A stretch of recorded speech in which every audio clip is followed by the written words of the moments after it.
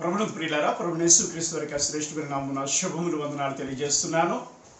ప్రియమైన దేవుని జనాంగమా, ఒక క్రైస్తవుడిగా లేక జీవము గల దేవుని కుమారుడిగా అసాధ్యమైనది ఏది కూడా నీకు లేదు అని గత వీడియోలో చూసాం. ఈ సమయంలో ఇంకొక వీడియో చూస్తున్నాం. ఇది మన బ్రతుకుకి ముఖ్యమైన వీడియో. దీన్ని ఫస్ట్ నుంచి చివరి వరకు చూడవలసిందిగా ప్రభువైన యేసుక్రీస్తు నామమున మీకు మనవి చేస్తున్నాను. ప్రియ దేవుని జనాంగమా, ఆశీర్వదింపబడలేకపోవటానికి గల కారణాలు ఏంటండి? ఆశీర్వదింపబడలేకపోవటానికి గల కారణాలు మనం చూస్తాం. వాటిని బట్టే ఈరోజు క్రైస్తవుడు ఏమని ఏడుస్తున్నాడు, చాలామంది ఏమని ఏడుస్తున్నారటంటే, అయ్యో నేనెందుకు దీవింపబడలేకపోతున్నాను వారు అనుకుంటున్నారు. నేను ఎందుకు దీవించబడలేకపోతున్నానని వారు అనుకుంటున్నారు. ఏంటి అంటే, పాస్టర్ గారు మీరు చెప్పినట్లుగా మనకి జీవము గల దేవుడు, తండ్రి అయిన దేవుడు ఉన్నాడు, ప్రభువైన యేసుక్రీస్తు వారు ఉన్నారు, వాగ్దానములు ఉన్నవి, ఈ పరిశుద్ధాత్ముడు ఉన్నాడు, యేసుక్రీస్తు నామం ఉన్నది. కానీ ఈయన ఉన్నప్పటికీ కూడా నేను ఎందుకు దీవించబడలేకపోతున్నాను అన్న ప్రశ్న నాకు వేయటానికి సిద్ధముగా మీరున్నారని నేను ఎరుగు గనుక ప్రియ దేవుని జనాంగమా, ఈ మాటలు మీతో చెప్పడానికి ఇష్టపడుతున్నాను. ఈరోజు ఒక వ్యక్తి యొక్క ఆత్మీయ జీవితాన్ని మరొక ప్రత్యేకమైన కోణంలో మనం చూస్తాం. ఆ వ్యక్తి విశ్వాసులకు తండ్రి అయిన అబ్రహాము. విశ్వాసులకు తండ్రి అయిన అబ్రహాము యొక్క జీవితాన్ని ఒక ప్రత్యేకమైన కోణంలో చూస్తాం. రాజు పాస్టర్ ఏం చెప్పినా అది ప్రత్యేకంగా ఉంటుందని మీరు గుర్తెరగారు కనుక ఈరోజు ఈ వర్తమానం కూడా చూడండి, ఫస్ట్ నుంచి లాస్ట్ వరకు కూడా అనేకులకి షేర్ చేయండి, సబ్స్క్రైబ్ చేయండి. ప్రియ దేవుని జనాంగమా, ఈ సమయంలో ఆదికాండము 17వ అధ్యాయం 1వ వచనం నుండి ఇలా చదువుకుందాం. అబ్రాము 99 ఏండ్ల వాడైనప్పుడు యెహోవా అతనికి ప్రత్యక్షమై, నేను సర్వశక్తి గల దేవుడును, నా సన్నిధిలో నడుచుచు నిందారహితుడివై ఉండుము అన్న మాట అన్నాడు. అబ్రాముతో మాట్లాడుతున్న దేవుడు నీవు నిందారహితుడివై ఉండు అని దేవుడు మాట్లాడుతున్నాడు. అంటే నిందారహితుడిగా ఇంతవరకు ఉండలేదని అర్థం గనక హెచ్చరిస్తున్నాడు దేవుడు. కాబట్టి 16వ అధ్యాయం 16వ వచనానికి ఏంటట అది కూడా చూసుకుందాం. హాగరు అబ్రామునకు ఇష్మాయేలును కనినప్పుడు అబ్రాము 86 ఏండ్ల వాడు అని మాట ఉంది. మరి 17వ అధ్యాయం ఏముందట? 99 ఏండ్ల వాడు అయినప్పుడు అబ్రాముని దేవుడు దర్శించినట్లుగా కనబడుతుంది. మధ్యలో ఎంతకాలం అట్ట అంటే సుమారుగా 13 సంవత్సరాల పాటు మధ్యలో అబ్రాముకి దేవునికి ప్రత్యక్షత లేదు. దేవుడు దర్శించడం మానేశాడు, దేవుడు మాట్లాడడం మానేశాడు, తన ప్రత్యక్షతలు చూపించడం మానేశాడు. కారణం ఏంటి అంటే 86కి 99కి మధ్యలో 13 సంవత్సరాల పాటు దేవుడు దర్శించకుండా మాట్లాడకుండా ఒక్కసారిగా 99 ఏటలో అబ్రామునకు 99 ఏటలో దేవుడు దర్శించి, నేను సర్వశక్తి గల దేవుడును, నా సన్నిధిలో నడుచుచు నిందారహితుడై ఉండుము అంటే అబ్రాము అంతవరకు నింద కలిగిన వాడుగా కనబడుతున్నాడు. దేవుని ఆశీర్వాదము 75వ ఏట పొందుకున్న అబ్రాము ఆ ఆశీర్వాదపు వాగ్దానము 25 సంవత్సరాలు అంటే 100వ సంవత్సరం వరకు కూడా ఆశీర్వాదం అనేది చూడలేకపోయాడు. కనుక ఈ ఆశీర్వాదం చూడలేని సమయంలో ఏమని ఏడుస్తున్నాడు అంటే, అయ్యో నేనెందుకు ఆశీర్వదింపబడలేకపోతున్నాను, ఆయన మాట విని వచ్చేసాను కదా, ఆయన కొరకు ఎదురు చూస్తున్నాను కదా, విశ్వాసం ఉన్నాను కదా అనుకుంటున్నాడు. కానీ ఈరోజు క్రైస్తవులు ఆలోచించినట్లుగానే ఆ రోజు అబ్రాము కూడా 25 సంవత్సరాల పాటు వేదనకు గురయ్యాడు. ఏంటది? అయ్యో నేనెందుకు దీవింపబడలేకపోతున్నాను అన్నమాట, లేక ఆశీర్వదింపబడలేకపోతున్నాను అన్నమాట, లేక 12వ అధ్యాయం 1 నుంచి 3 వచనాలు ఉండే రీతిగా చూసిన ఆశీర్వాదాన్ని నేను ఎందుకు స్వతంత్రించలేకపోయాను అన్న మాటను జ్ఞాపకం చేసుకుంటున్నాడు. కనుక ప్రియ దేవుని జనాంగమా, ఈరోజు మనం ఆలోచించవలసింది ఏంటంటే, అబ్రాము 25 సంవత్సరాలు సరిచేయబడలేదు. అబ్రాము 25 సంవత్సరాలు సరిచేయబడక 25 సంవత్సరాలు కూడా దేవుని దీవెనను పొందుకోలేకపోయాడు. అక్కడ మాట మనం ఆలోచన చేసినట్లయితే ఏం కనబడుతుందంటే, there were so many reasons why Abram was not be blessed. ఏమండి? కాబట్టి అబ్రాము ఎందుకు దీవించబడలేకపోయాడు ఫర్ 25 years? కనుక ప్రియ దేవుని జనాంగమా, ఆ మాటలు చూస్తే అబ్రాములో 2 రకాల గుణాలు కనబడుతున్నాయి మనకి. ఏంటంటే అబ్రాము జీవితంలో అంటే 25 సంవత్సరాల పాటు అబ్రాము ఆశీర్వాదాలు చూడలేకపోవటానికి, ఆశీర్వదింపబడలేకపోవటానికి 2 అడ్డులు కనబడుతున్నాయి. ఆ అడ్డులు ఏంటట? రండి చూద్దాం. మొదటిది, అబ్రాము తన బ్రతుకులో వ్యతిరేక లేక ప్రతికూల నడవడికని కలిగి ఉండేవాడు. ఏంటండి? దేవుని పిలుపొందుకొని వచ్చేసినప్పటికీ కూడా, హారాను నుండి దేవుని పిలుపొందుకొని వచ్చేసినప్పటికీ కూడా తన బ్రతుకులో ప్రతికూల లేక విరోధమైన నడవడికను కలిగి ఉన్నాడంట. దాన్ని బట్టి దేవుడు 25 సంవత్సరాల్లో దేవుడు దీవించలేకపోయాడు అబ్రాముని. రెండోది ఏంటంటే అబ్రాము తన మాటలలో వ్యతిరేక ధోరణిని కలిగి ఉండేవాడట.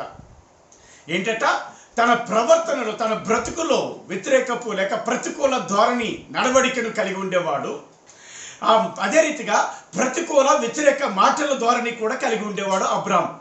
గనుకనే ప్రియా దేవుని జనాంగమా, దేవుడు ఆ యొక్క ఆదికాండం 15వ అధ్యాయంలో దర్శించి మాట్లాడితే, అబ్రామా నీ బహుమానం అత్యధికమైనది అని చెప్తే ఏమంటాడు? నువ్వు నాకు ఏమిచ్చినేమి, పిల్లలేని వాడైపోచున్నానే. వెంటనే కౌంటర్ దేవునికి, నీవు నాకు ఏమిచ్చినేని పిల్లలు లేనివాడు అయిపోతున్నానే అన్న నెగిటివ్ వర్డ్ అనేది కనబడుతుంది అబ్రామ్ జీవితంలో.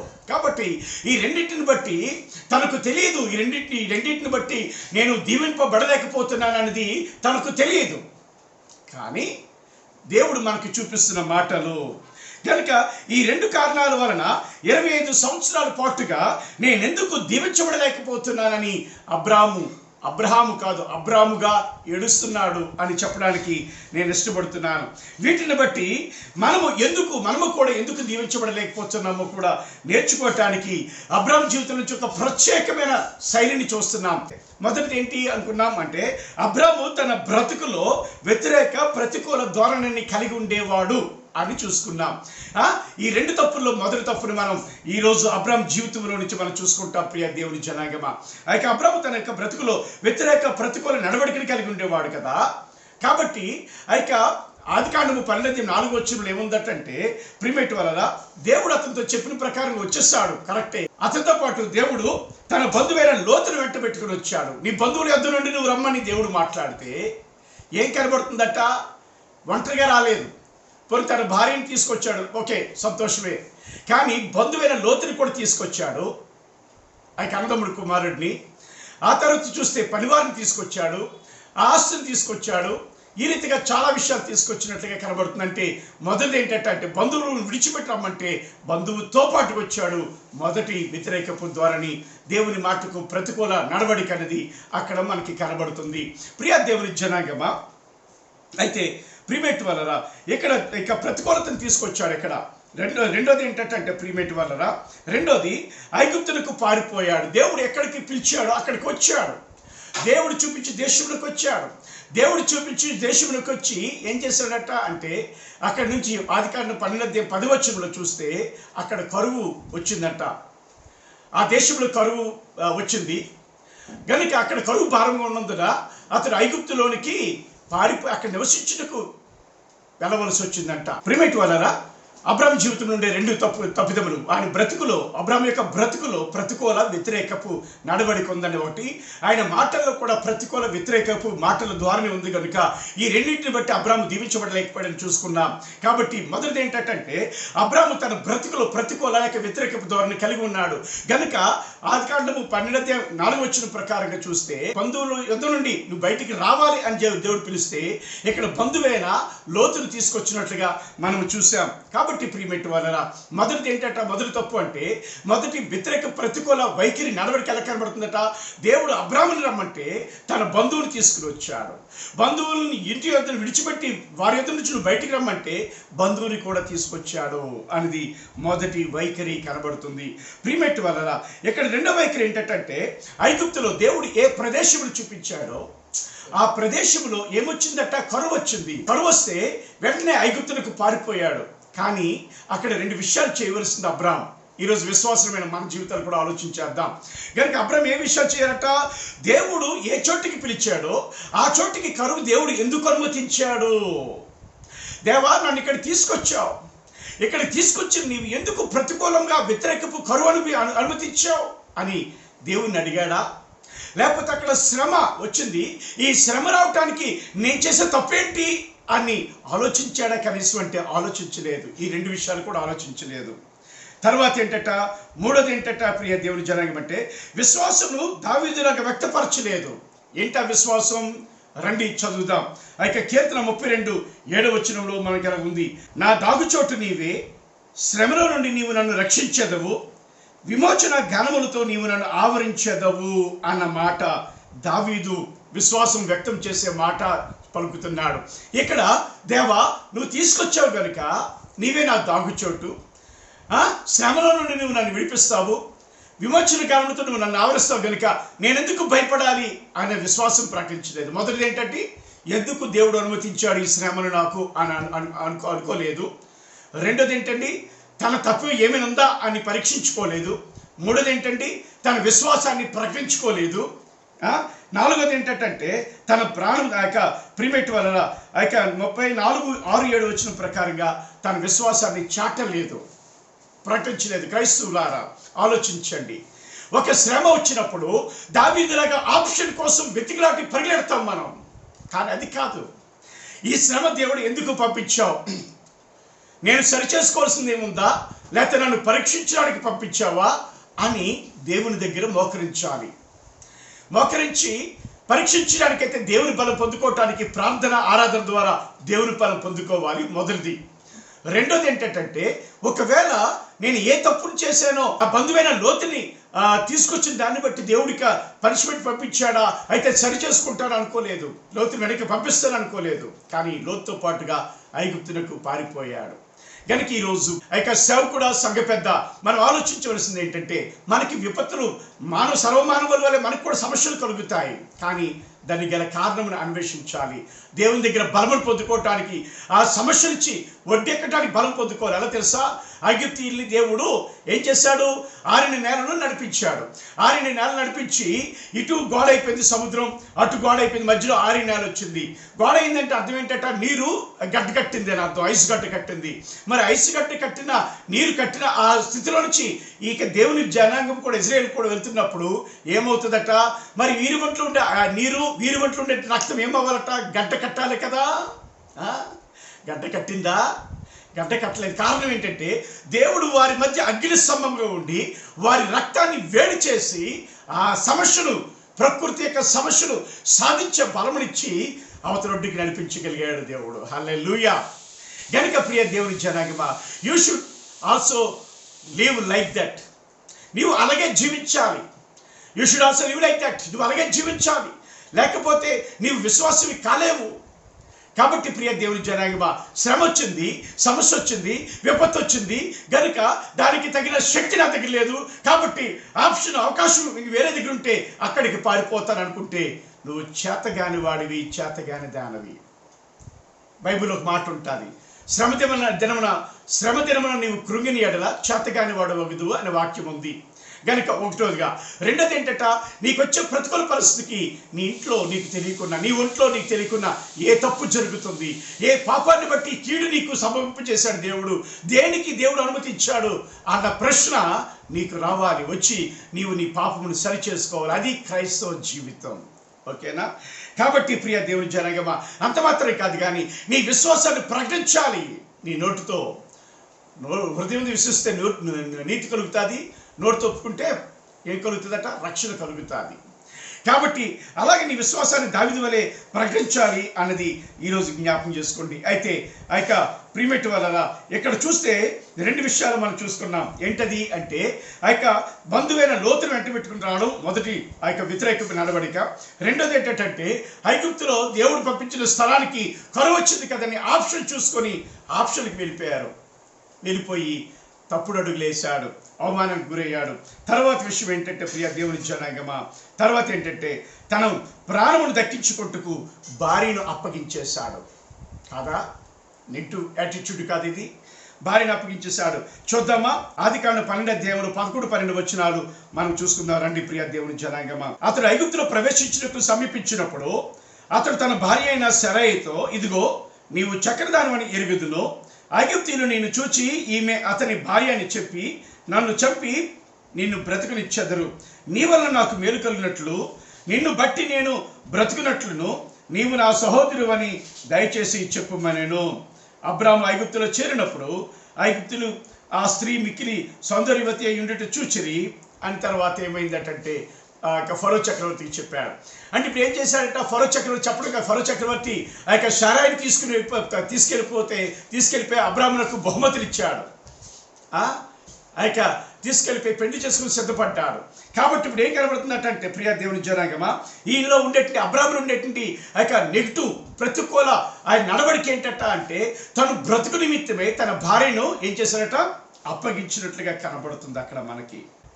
తన భార్యను అప్పగించి తన ప్రాణం నిమిత్తమే కనబడుతుంది. అయితే తిమోతికి రాసిన మొదటి పత్రిక 5:8 ఏమట అంటే ప్రియమేటి వల్ల తన స్వకీయులను విశేషంగా తన ఇంటి వారిని విడిచి విశ్వాస త్యాగం చేసిన వాడేనో అవిశ్వాస కంటే చెడ్డవాడట అనే మాట ఇక్కడ ఉంది. కాబట్టి తిమోతి రాసిన మొదటి పత్రిక 5:8 ఉండే మాట ప్రకారంగా ఇక్కడ అబ్రాహాము ఎలా కనబడుతుండట అంటే చెడ్డవాడుగా కనబడుతున్నాడు. విశేషంగా విశ్వాస త్యాగం చేసిన వాడైనప్పుడు కూడా అవిశ్వాసి కంటే చెడ్డవాడట, అన్యుడి కంటే చెడ్డవాడట. అంటే ఇక్కడ అబ్రాహాము యొక్క ధోరణి ఎలా కనబడుతుందంటే తన ప్రాణములు దక్కించుకుంటూ బహుమతి తీసుకున్నాడు, భార్యను అప్పగించాడు. అంటే అప్పగించడం అంటే నా చెల్లి అని అన్నాడు.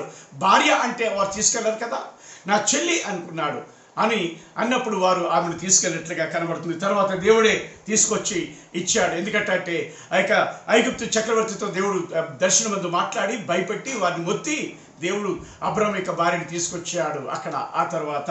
కాబట్టి ప్రియ దేవుని జనాంగమా, అబ్రాహాము ఏముందట అంటే తన ప్రాణం దక్కించుకున్నట్లు అవసరమైతే తన ఇంటి వారిని కూడా విడిచిపెట్టేస్తాడు. అంటే తన కొరకే తను బ్రతుకుతాడు, వేరే వారి కొరకు బ్రతకడు అనేది కనబడుతున్నట్లుగా మనకి ఇక్కడ కనబడుతుంది. కాబట్టి ఈ మూడో కార్యమును బట్టి ఏంటట అంటే అబ్రాహాము యొక్క ప్రతికూల లేక వ్యతిరేకపు నడవడిక అనేది అబ్రాహాము జీవితాన్ని ఆశీర్వాదం చూడకుండా చేసింది 25 సంవత్సరాల పాటుగా. ఆ తర్వాత ఏంటట ఐగుప్తు రాజుకు మోసం చేశాడు. ఐగుప్తు రాజుకి అక్కడ ఐగుప్తు రాజు ఏమని అంటాడు 17-18 అబ్రాహాము నువ్వు చేసిన పనేంటి అని మాట్లాడతాడు. అంటే ఇప్పుడు ఏంటంట ఒకవేళ ఐగుప్తు రాజు శారాయిని స్వీకరించి ఒకవేళ భారీగా చేసుకుంటే చేసుకోకపోతే దేవుడు పనిష్మెంట్ ఇచ్చాడు అక్కడ. కాబట్టి చేసుకుంటే అంతటి గీడి సంభవించిన ఆ కుటుంబానికి గనుక అక్కడ అంటాడు ఆ మాట అబ్రాహాము 17-18 ఇలా ఉంది. ఎలా ఉందంటే అయితే యెహోవా అబ్రాహాము భార్య అయిన శారైని బట్టి ఫరోను అతని ఇంటి వారిని మహావేదనల చేత బాధించాను. అప్పుడు ఫరో అబ్రాహామును పిలిపించి నీవు నాకు చేసింది ఏమిటి, ఈమె నీ భార్య అని నాకు ఎందుకు తెలుపలేదు అంటే అర్థం ఏంటట, నువ్వు నాకు చేసింది మోసం కదా, దేవుడు నన్ను శిక్షించడానికి దోహదపడ్డావు అంటే నాకు మోసం చేసావు కదా అని ఆ యొక్క ప్రియమేటి వలన ఐగుప్తు రాజు ఏం చేస్తున్నాడట అంటే ఫరో ఏం చేస్తున్నాడట అంటే బాధపడుతున్నట్లుగా కనబడుతుంది. అయితే 52వ కీర్తన 3వ వచనంలో ఏముందంటే 52వ కీర్తన 3వ వచనంలో ఏముందంటే మేలు కంటే కీడు చేయుటయు నీతి పలుకుట కంటే అబద్ధము చెప్పుటయు నీకిష్టము.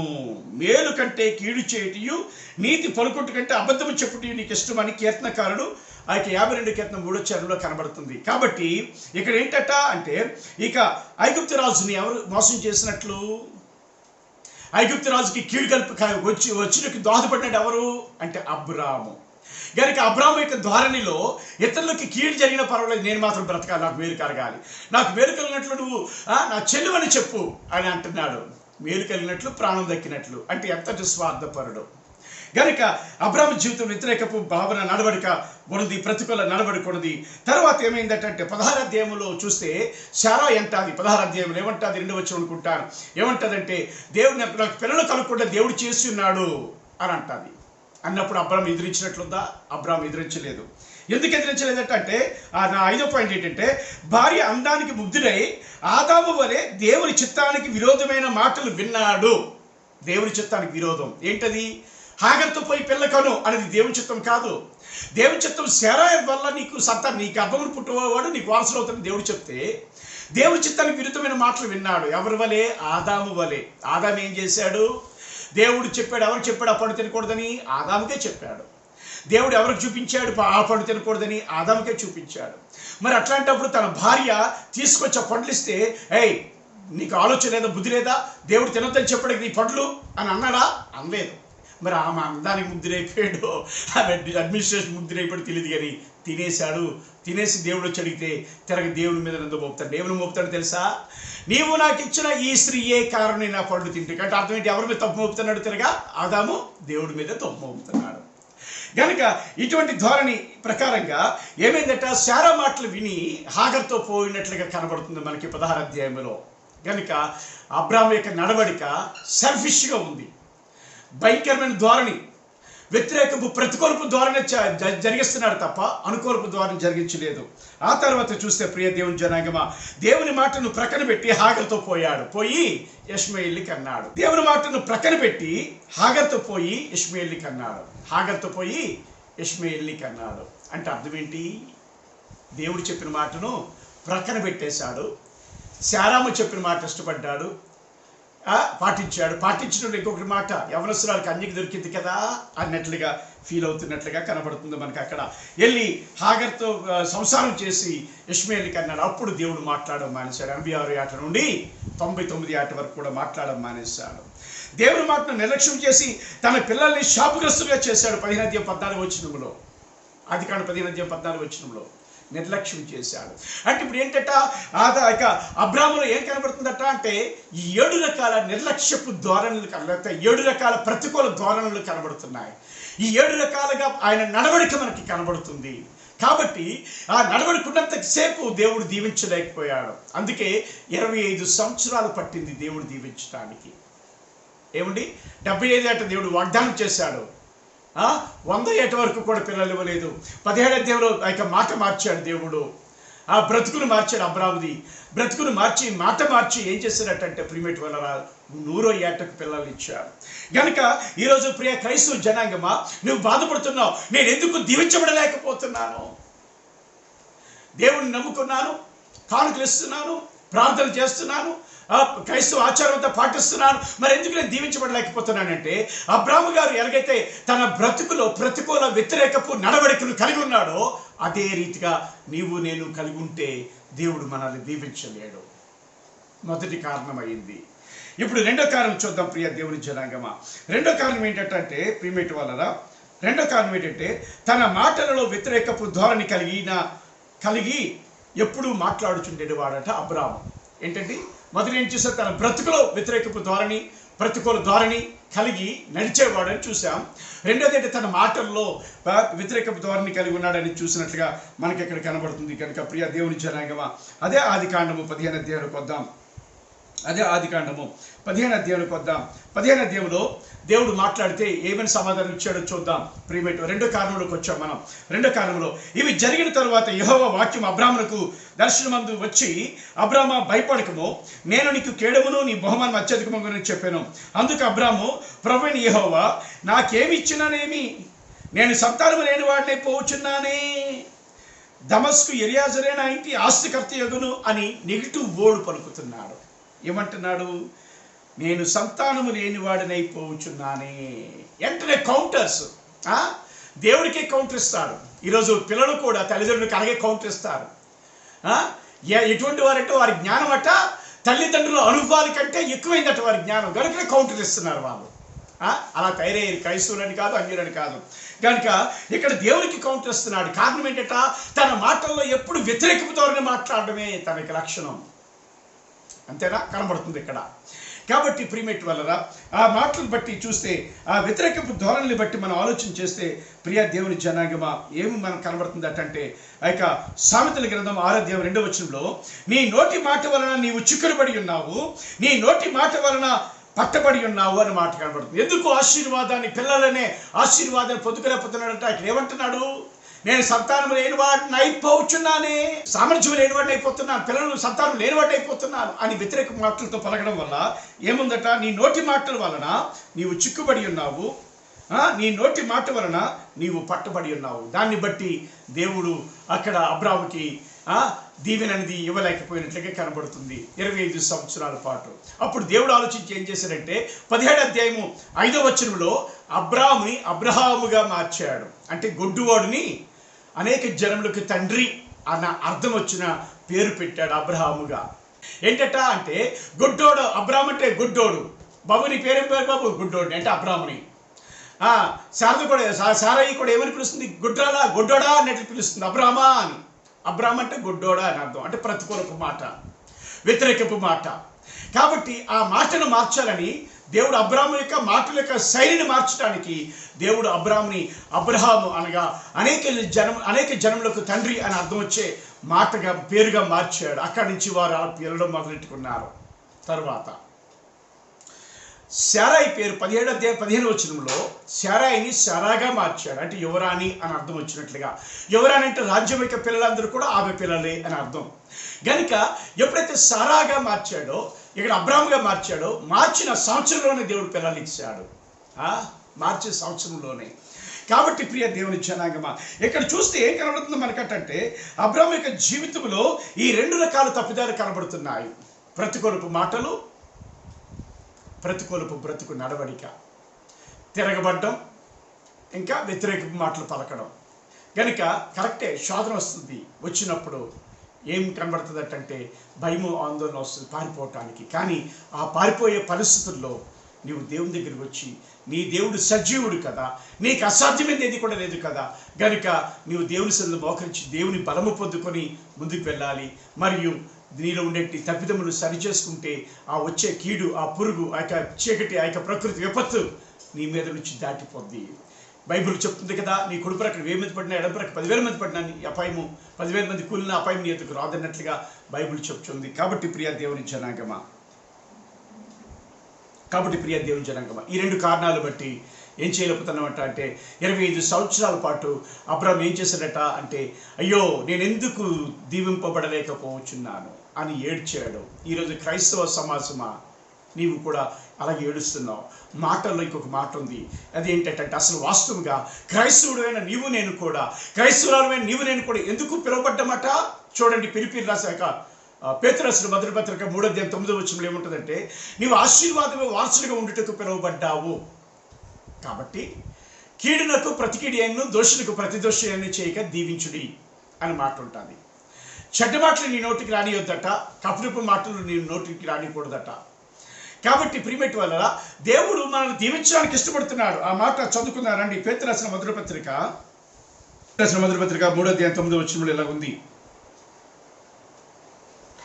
ఆశీర్వాదములకు వారసులవుటకు మీరు పిలువబడితిరి గనుక కీడుకు ప్రతి కీడి అయినను, దోషులకు ప్రతి దోషుని అయినను చేయక దీవించుడి. ఏంటండి? అయ్యో నేను ఎందుకు దీవించబడలేకపోతున్నాను ఏడుస్తున్నావే? దేవుడు చెప్తున్నాడు, క్రైస్తవుడా, క్రైస్తవురాలా, సేవకుడా, సంఘ పెద్ద, నీకు దేవుడు ఏం చెప్తున్నాడట? నీవు దేవునికి ఆశీర్వాదానికి వారసులుగా ఉండేటప్పుడు నువ్వు పిలువబడ్డావు. కానీ అది పొందుకోలేకపోవడానికి కారణం ఏంటట అంటే నీ మాటల ధోరణి. ఏంటది?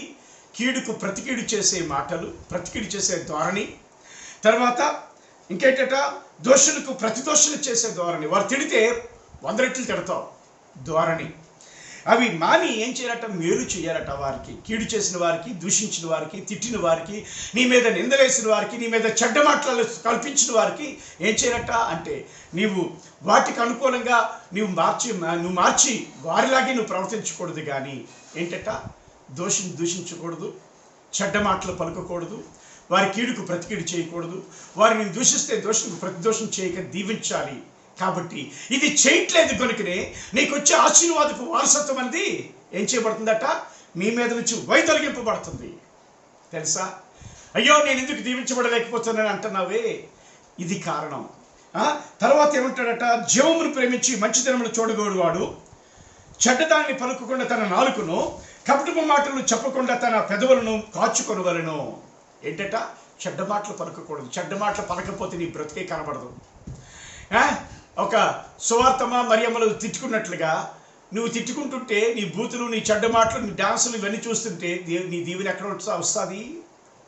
నువ్వు ఎందుకు దీవించబడలేకపోతున్నావు అంటే నీ మాటల ద్వారా మార్చుకోవాలి. నీ శత్రువును ప్రేమించే నీ వైఖరిని మార్చుకోవాలి. ప్రేమించినట్లుగా శత్రువును దూషించి కఠోరమైన ద్వేషం చేత లేనిపోని మాట్లాడుతూ నువ్వు కీడికి ప్రతికీడి చేస్తూ దోషులకు ప్రతిదోషం చేస్తుంటే నీ మీదకి వచ్చిన ఆశీర్వాదం పోతుంది. ప్రియ దేవుని జనాంగమా, నీ మీదకి వచ్చిన ఆశీర్వాదం పోతుంది. ఆ తర్వాత ఏంటంటే ప్రియమేటి వల్ల ఎందుకు దేవుడు నన్ను దీవించలేకపోతున్నాడంటే, చూడండి ఎందుకు దీవించలేకపోతున్నాడంటే, ప్రభు కనులు నీతిమంతుల మీదను ఆయన చెవులు వారి ప్రార్థనల వైపునను ఉన్నవి కానీ ప్రభు ముఖము కీడు చేయవారికి విరోధంగా ఉన్నది. ఇంకో మాట కూడా మనం చెప్పవచ్చు, ప్రభు ముఖము దోషులు చేయవారికి విరోధంగా ఉన్నది, ప్రభు ముఖము చెడ్డవాటిని పలుకు వారికి విరోధంగా ఉన్నది, ప్రభు ముఖము లేని వాటిని కల్పించిన వారికి విరోధంగా ఉన్నది, ప్రభు ముఖము నిందకు ప్రతిగా 100 నిందలు నిందించిన వారికి విరోధంగా ఉన్నది. కనుక దేవుడు దీవించలేకపోతున్నాడు. అబ్రాహాముని దీవించలేకపోయే కారణం అదే. అంత 25 సంవత్సరాల పాటు వాటిని మార్చి దేవుడు అబ్రాహాముని దీవించాడు. ఈరోజు నిన్ను నన్ను కూడా, నీవు నేను కూడా మారితే ఇవి ఎవరికి అంటే ఆశీర్వాదానికి వారసులకే ఇవి తప్ప ఆశీర్వాదం పోగొట్టుకున్న వారికి కాదు. ఆశీర్వాదం పోవాలంటే ఏం చేయాలంటే, ఇంకా నువ్వు తిట్టుకునే ఉండి పర్వాలేదు, ఇంకా నువ్వు కీడుకి ప్రతికీడే చెయ్యి, దోషుడికి ప్రతిదోషులు చెయ్యి, వారు కొడితే నువ్వు కూడా కర్రలు పట్టుకుని పరిగెట్టు కొట్టడానికి. అప్పుడు ఏమవుతుంది, నీ ఆశీర్వాదం నీ నెత్తి మీద నుండి తొలగిపోతుంది, నీ మీదకి వచ్చే ఆశీర్వాదం తొలగిపోతుంది. పేతురు రాసిన పత్రిక 1 పత్రిక 3:9 నీవు ఆశీర్వాదానికి వారసులకు పిలువబడ్డారు మీరు. ఈ ఆశీర్వాదం పోతుంది. ఇంకొక మాట ఉంది 5వ అధ్యాయంలో 10వ అనుకుంటాను.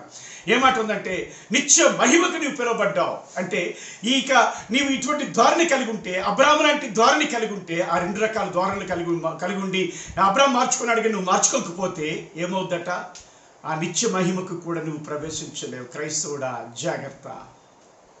కాబట్టి దేవుని సన్నిధిలో ఉండేట్లు నీవు నేను కూడా అయ్యో నేను ఎందుకు దీవించబడలేకపోతున్నానని వేదన చెందకు.